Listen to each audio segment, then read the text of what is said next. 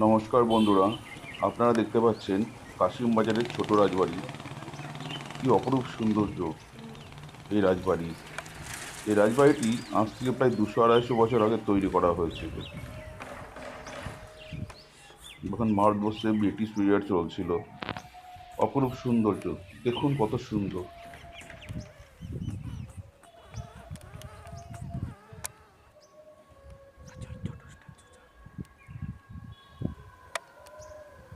দেখুন কত সুন্দর।